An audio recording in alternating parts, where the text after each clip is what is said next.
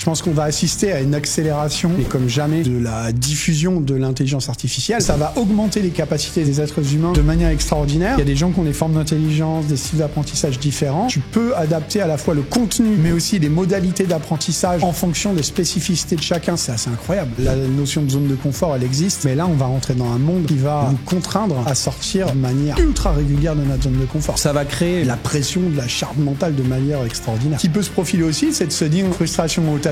Moi, je vais vivre dans une réalité parallèle. Imagine-toi juste, tu mets ton casque le matin en te levant et tu te retrouves dans une simulation à pouvoir vivre la vie de tes rêves, en fait. Si tu devais définir ta vision de 2030, tu dirais quoi? Des sentiments très contradictoires, si tu veux. D'un côté, je me dis...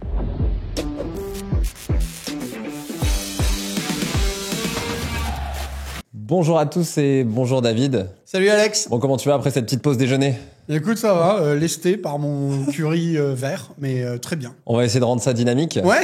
Avec un sujet, je sais que t'aimes bien les sujets du futur. Ouais. On va un peu se projeter. On va se projeter dans le monde de demain, le monde de 2030.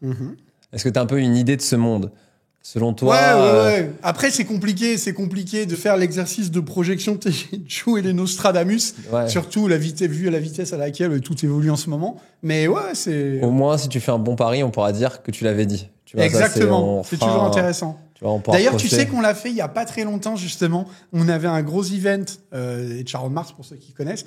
Et en fait, en intro, j'avais repris l'ensemble des prédictions qu'on avait réalisées. On s'est dit, voilà, le monde en 2024-2025. Ouais, qu'on a fait en 2020. Qu'on a fait en 2020. Et en fait, figure-toi que toutes les prédictions se sont réalisées. Comme quoi, on bosse pas dans le prédictif pour rien. Ouais, du coup, il y a peut-être un business de voyance pour toi à lancer. Peut-être tu gagnerais plus d'argent avec ça, hein, tu sais. Sans doute. On sait pas. Bon, là, c'est vrai qu'on est dans un environnement qui évolue super vite. Est-ce que tu crois que le monde d'aujourd'hui, au niveau technologique, dans 6 ans maintenant, même 5 ans, on va dire plutôt, ça va être un monde complètement nouveau? Ouais. Je pense que ça va être... En tout cas, je pense qu'on va avoir des ruptures assez radicales. Il y a qu'à regarder, même il y a juste 2 ans, tu vois. Bon, même si c'était en développement, mais ChatGPT n'était pas dans les mains n'était pas entre toutes les mains, on va dire. Bon, c'est pas encore le cas aujourd'hui, mais ça s'est largement démocratisé quand tu vois la façon dont ça a totalement révolutionné la manière dont certaines boîtes bossent et dont, j'allais dire la plupart, en tout cas, dont beaucoup de personnes font leur travail. Tu peux te dire, OK, ça s'est passé en 2 ans. Après, tu as la loi de Moore avec la vitesse des microprocesseurs qui double tous les 18 mois, des choses comme ça, le quantum computing, blablabla.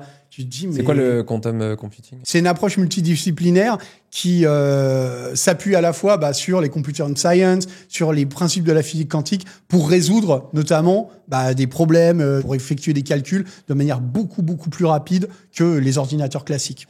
Et du coup, tu as des petits paris technologiques, un peu science-fiction pour 2030, tu vois, des choses qui pourraient se réaliser?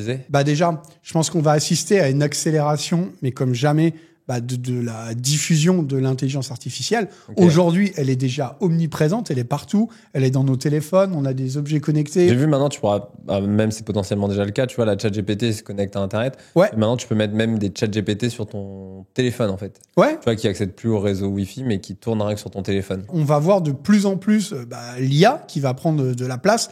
Aujourd'hui, bien sûr, c'est déjà omniprésent, c'est un petit peu partout. Mais je pense que là, en termes que ce soit d'automatisation, des différentes tâches de travail, en capacité d'augmentation des différents professionnels, que ce soit dans le secteur de la médecine, que ce soit dans le secteur, je sais pas moi, du juridique, du recrutement, c'est notre domaine, mais dans tous les domaines en fait. Je pense que ça va augmenter les capacités des êtres humains de manière extraordinaire. Alors après, t'as une part de l'humanité qui va pouvoir s'en saisir et puis qui va justement augmenter ses capacités, et tu as aussi toute une part de la population quand même pour lesquelles ça risque d'être un peu plus compliqué. Ce que tu m'as montré là tout à l'heure, c'était que Elon Musk il est sorti des robots. Optimus Prime. Exactement. En fait, ce qu'Elon Musk racontait justement dans cette présentation, c'est que bientôt, en fait, chaque être humain sur Terre, lui parlait, il disait les 8 milliards d'êtres humains sur Terre, en fait, pourraient avoir leur Optimus, c'est-à-dire un robot, une sorte d'humanoïde qui va en gros t'assister dans toutes les tâches de ton quotidien. Ça peut être pour décharger les courses de la bagnole, ça peut être pour te servir un café, ça peut être pour s'occuper de tes enfants. Je me suis dit, ah ouais, ok, c'est un délire. Mais en fait, ouais, on pourrait imaginer ça tout à fait. Et ça, tu crois 2030, c'est possible? Ouais, je pense que c'est possible d'ici 2030. Quand tu regardes même Boston Dynamics, tu sais, je sais pas si tu avais vu les vidéos en fait qu'ils avaient mis sur Internet avec des espèces de chiens mécaniques, avec, tu vois, qui faisaient des pirouettes, des machins, qui arrivaient à monter des escaliers, passer au-dessus des obstacles. Et en fait, là, il n'y a pas besoin de les sortir pour aller pisser en plus.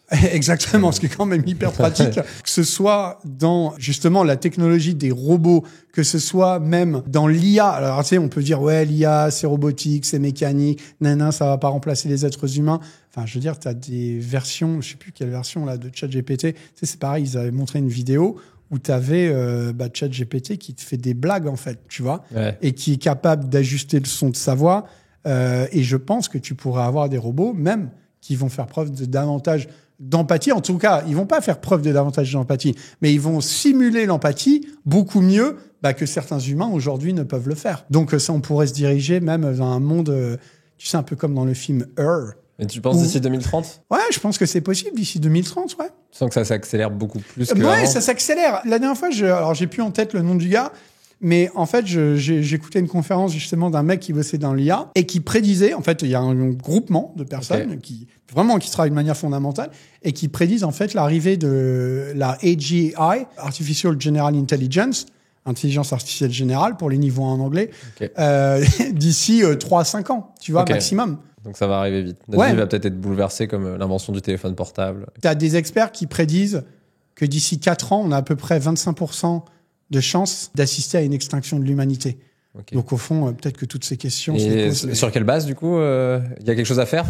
En fait, sur quelle base? En fait, ce qui se dit, c'est que tu vas avoir les possibilités en fait de destruction de l'humanité, tu vois, n'ont jamais été aussi fortes. Mais j'ai vu aussi qu'il y a des scientifiques, tu sais, actuellement, il y a une horloge qui est tenue de ça depuis à peu près la Seconde Guerre mondiale, même plutôt guerre froide 1970. Et plus tu te rapproches de minuit, plus tu as de chances qu'il y ait un risque de guerre mondiale. D'accord. Et là, actuellement, on est à 23h50 ou 55. Donc, on n'a été jamais aussi proche d'une nouvelle guerre mondiale. Voilà. C'est un podcast amusant et réconfortant. Ouais, ça a l'air sympa ton truc. 2030, ça a l'air sympa. Tu peux avoir, un moment de choses qui peuvent changer. Même, par exemple, les objets connectés, tu vois. Plein de gens qui ont un Apple Watch. T'as les bracelets, là, les Whoop, tu sais, qui te permettent d'avoir plein d'informations sur toi. Tu pourras avoir des puces que tu vas t'intégrer directement, soit dans la peau, soit directement dans le cerveau. Aujourd'hui, on se dit, ouais, c'est complètement taré. En fait, c'est rigolo parce que j'avais écouté, c'était un podcast de Laurent Alexandre, tu sais, un peu futurologue. C'est un médecin qui est aussi, qui travaille beaucoup sur les questions d'IA et autres, et qui disait la différence que tu auras entre une personne qui sait implanter une puce et une personne qui ne sait pas implanter une puce, c'est de la même magnitude que la différence qu'on a aujourd'hui entre un être humain à peu près normal et un chimpanzé. Le chimpanzé, c'est faire des trucs très cool aussi. Après, ouais. Est-ce que tu penses que le monde de 2030 sera-t-il plus ou moins inégalitaire qu'aujourd'hui? On a assisté à toute une série de mouvements Black Lives Matter, MeToo et autres. Enfin, il y a quand même des gens, tu vois, ça élève un peu les consciences autour de tous ces sujets qui sont des sujets essentiels. Je pense que ça, normalement, si on suit le sens de l'histoire, tu vois, et qu'on se dit l'homme est fondamentalement bon, ou en tout cas, on va faire un futur plus lumineux, on devrait avoir ça. Après, l'IA, elle peut aussi introduire des inégalités, en effet, dans le sens où on parlait il y a quelques années de la fracture numérique, on en parle encore. Oui. C'est-à-dire, tu as des gens qui maîtrisent l'ordi, les nouvelles techno, d'autres qui sont complètement exclus de ça. De la même manière avec l'IA, pareil, il y a beaucoup d'experts qui disent qu'en fait, on va assister à un monde qui va être divisé en gros en 3 grandes catégories. Tu vas avoir d'un côté les personnes, ce qu'on appelle les employed, les gens qui ont un job, donc des jobs. C'est soit des professionnels qui vont être augmentés à l'IA ou des gens qui directement vont travailler dans le domaine de l'IA, qui vont concevoir et modéliser ces systèmes. Tu as les unemployed, donc des gens qui étaient dans des métiers qui ont été augmentés ou déplacés, mais qui sont en cours de reconversion parce qu'à un moment donné, les compétences dont ils disposaient, on n'en a plus besoin, tout simplement, ils sont devenus obsolètes. Donc ça, ce sont des personnes qui ont les capacités à se former, à progresser. Et tu auras ce qu'on appelle les unemployable. Tu vois, tu as les alpha, les bêta et tout en bas, tu as les gamma, en fait. Okay. Et en fait, des personnes qui ont peut-être pas les capacités de raisonnement, d'apprentissage suffisantes ou qui n'ont pas la motivation à apprendre ou l'envie et qui, de ce fait, vont être totalement en dehors du système, en fait. Ce sera quoi la solution pour eux, du coup? Tu as plusieurs choses. Il y a pas mal de gouvernements et tout qui ont qui pensent à mettre en place le revenu universel de base. Et il y en a certains, même comme dans certains pays du Nord, par exemple, ou même dans certains États aux États-Unis, ils l'ont expérimenté avec des résultats quand même vachement mitigés. C'est-à-dire que tu te rends compte que oui, ça permet de pas crever la gueule ouverte entre guillemets. Tu vas pas développer ton employabilité juste parce que tu reçois $800 ou même $1000 par mois. Mais en tout cas, ça permet de s'assurer que chacun pourra au moins manger, quoi, et avoir un toit au-dessus de la tête. Après, c'est pas parce que tu donnes 800 ou $1000 par mois à quelqu'un que cette personne va avoir un sens à sa vie. Tu pourras avoir énormément de frustration parce que ça veut dire, ok, tiens, on te donne de l'argent pour que tu survives, mais en fait, t'es un inutile, entre guillemets, tu fais partie d'une classe inutile pour la société. Et ce qui est terrible. Et donc, il y en a qui se disent, il pourrait y avoir soit des personnes qui vont peut-être aller plus en retour à la nature, donc des personnes, je sais pas, qui vont se consacrer à l'art, à des choses comme ça. En gros, c'est trouver des activités, se consacrer à du jardinage, des activités en fait qui leur apportent satisfaction, du plaisir, ça permet d'avoir un sens à sa vie quelque part, mais qui sont pas directement forcément utiles à la société. T'en as d'autres qui disent que ces personnes pourraient s'orienter vers du bénévolat, tu vois, c'est-à-dire participer, je sais pas moi. Oui, le reste du cœur, c'est peut-être venir en aide aux autres, par exemple, tu vois, ou à la société d'une manière générale. Ou alors, t'as aussi l'autre scénario qui consiste à dire. C'est celui que tu préfères, celui-là? Non, c'est pas celui que je préfère, c'est celui dont on a déjà parlé, mais je dis pas que c'est celui qui est préférable, mais à un moment donné, quand t'es quelqu'un complètement exclu du monde, et en plus tu vois quand même à côté de toi des gens qui vont être riches à millions avec justement l'IA, avec ces nouveaux métiers. Tu sais, on parlait tout à l'heure du métier de prompt engineer, par exemple. T'as des gens qui touchent des salaires en 400 000 à 900 000 dollars par mois, tu vois, pour écrire des prompts. Alors après, c'est pas le prompt de base, hein. Oui, bien sûr. Genre, il me reste un steak et une tomate. Fais-moi de la cuisine. Fais-moi un menu incroyable. Michel Robuchon. Voilà. Mais en fait, bon. Non, c'est Joël Robuchon, pardon. Mais donc, du coup, ce qui peut se profiler aussi, c'est de se dire, OK, frustration au taquet. Donc, moi, je vais vivre dans une réalité parallèle. Et en fait, là encore, on y avait les casques Oculus 2, Oculus 3, maintenant l'Apple Vision Pro. Et tu te dis, si tu ne peux pas, par exemple, voyager comme tu le voudrais, imagine-toi juste, tu mets ton casque le matin en te levant, comme dans Ready Player One, et tu te retrouves dans une simulation où tu te retrouves à pouvoir vivre la vie de tes rêves, en fait. Tu peux avoir... Après, il y a déjà des jeux qui créent un petit peu ça, tu vois, où les gens restent longtemps sur un jeu, etc., des heures et des heures. Après, on est sur des jeux, le niveau de réalisme, même s'il est quand même... il a bien évolué depuis la Sega Mega Drive. Toi, tu parles d'un nouveau monde, ça pourrait un monde totalement parallèle, en fait, job tu vois. Dans ce monde-là. Imagine-toi, avec des graphismes ultra réalistes, et tu pourrais te dire, au fond, tu sais que le cerveau, par exemple, ne fait pas la différence, parfois, entre la réalité et des représentations. Par exemple, quand tu fermes les yeux, tu imagines, tu vois, d'être sur une plage. En fait, si tu arrives vraiment à visualiser suffisamment fort et de manière suffisamment puissante, ça va activer exactement les mêmes zones cérébrales que si tu es vraiment sur une plage de rêve. Et donc, te dire que là, tu n'aurais même plus besoin de faire l'effort, en fait. Tu vois, en capacité de te mentir à toi-même, facilement. Exactement. Après, est-ce que c'est une société dans laquelle on a envie de vivre? Je laisserai à chacun le soin d'y répondre. Wait and see. On le saura en 2030, peut-être. Voilà. Est-ce que tu vois des changements pour l'éducation? Est-ce que aussi tu penses que l'IA, ça réduit les inégalités au niveau de l'éducation? En tout cas, ce que c'est sûr, c'est que ça va permettre d'individualiser l'éducation, la formation, que ce soit pour les adultes, les adolescents, les enfants. Aujourd'hui, on sait très bien que par exemple, tu as différentes formes d'intelligence. Il y a des gens qui ont des formes d'intelligence, des styles d'apprentissage différents. En fait, te dire que tu peux adapter à la fois le contenu, mais aussi les modalités d'apprentissage en fonction des spécificités de chacun, c'est-à-dire d'où il part, de son mode de fonctionnement privilégié. En fait, c'est assez incroyable. Si ton enfant comprend pas quelque chose, tu peux déjà éventuellement dans le chat GPT te demander 3 manières différentes, par exemple, de faire apprendre à mon enfant un sujet. C'est déjà ce que tu parles, en fait, c'est de la personnalisation de l'éducation pour chaque enfant. C'est ça, et en plus, on est dans un monde aujourd'hui où on sait, tout s'accélère, tout change tout le temps, blablabla. Le phénomène d'obsolescence des compétences, avant ça durait 30 ans, la durée de vie d'une compétence, maintenant ça dure 3 ans. Donc nécessité de se réinventer tout au long de sa vie. Donc c'est quelque chose qui va concerner pas seulement les enfants, les jeunes adultes, mais qui va toutes et tous nous concerner en fait. Est-ce que l'humain est capable de changer aussi vite? Tu vois là aujourd'hui, quand tu parles d'obsolescence des compétences, là maintenant c'est 3 ans. Penses-tu que ça peut encore s'accélérer ou pas? Fondamentalement, je pense que non. Je pense que l'être humain n'est pas capable de s'adapter aussi vite. Tu as une portion extrêmement infime de personnes qui, naturellement, vont se pusher et se dire « Ouais, ok, j'ai envie d'apprendre des nouvelles choses, ainsi de suite. » Mais tu vois, de le faire de manière continue, répétée, constante, tout le temps. Mais je pense que fondamentalement, l'homme, avec un grand H, hein, enfin l'homme, la femme, l'être humain change quand il est forcé de changer, en fait. La notion de zone de confort, elle existe. Alors oui, tu as des gens qui aiment bien se pousser, sortir de temps en temps de leur zone de confort. Mais là, on va rentrer dans un monde qui va nous contraindre à sortir de manière ultra régulière de notre zone de confort. Ça va créer de la pression, de la charge mentale de manière extraordinaire. On a parlé de fin du monde, donc la fin du monde par l'être humain, par l'IA, par les guerres.